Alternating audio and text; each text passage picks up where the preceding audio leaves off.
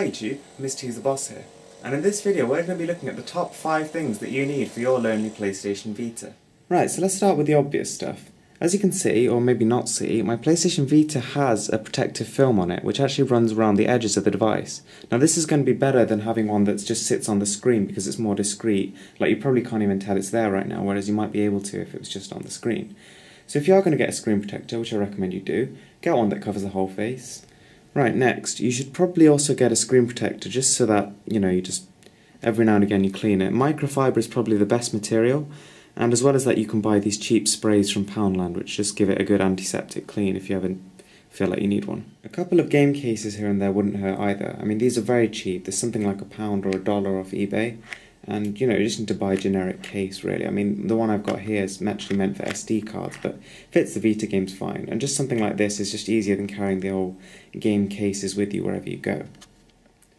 One thing that can really enhance the gaming experience on the PlayStation Vita is a grip. So not only does this make the PS Vita more comfortable to hold, but it also makes it feel more like a controller. You sort of have more of a grip on it, and it actually helps people with larger hands as well. So I mean, the two I really recommend are just a generic silicone one and this one, which is also a fairly generic case. There's also one by Nyko, which actually also adds battery life and is of a very similar design to this one. I mean, both are great. I mean, this one only cost me $3, whereas the Nyko one would cost you something like $20.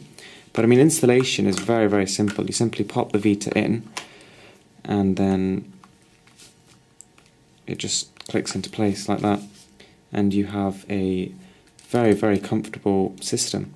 I mean, it feels much better than it did before, and it just feels just like a controller, and you still have full access to the back panel, so it doesn't restrict gaming experiences in any way. Right, so the next thing to cover is sound.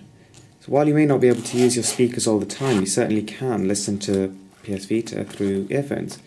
Now, my actual pick for the best earphones that you can use for the PlayStation Vita are the Denon Urban Raver earphones. Now if I can focus, there we go. These, as you can see, they look pretty awesome, and they actually suit the PS Vita very, very nicely. As you can see, it complements it quite well. On top of that, these sound really, really good. They have stereo surround sound, and you can control volume by sort of adjusting this wheel and clicking to stop the music and again to start it.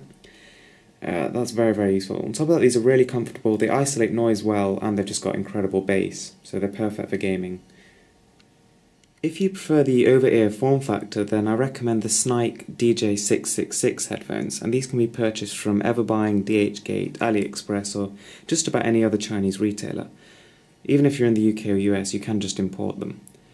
And these are about $20, and for that you actually get a very, very nicely built pair of headphones which look incredibly good and classy, and they actually sound really, really nice. These sound better than any headphones I've ever heard for this price, and that says quite a lot. Okay, so probably the last thing on this list, which makes more difference than you think, is these little things. Now these are joystick covers, and they come in all sorts of shapes and sizes, and these just attach to the PS Vita joysticks like so, and you can actually place them on. But what they do is they make them feel more like a console-grade controller, and this just enhances the experience more, and almost makes you forget that you're actually playing on a portable device.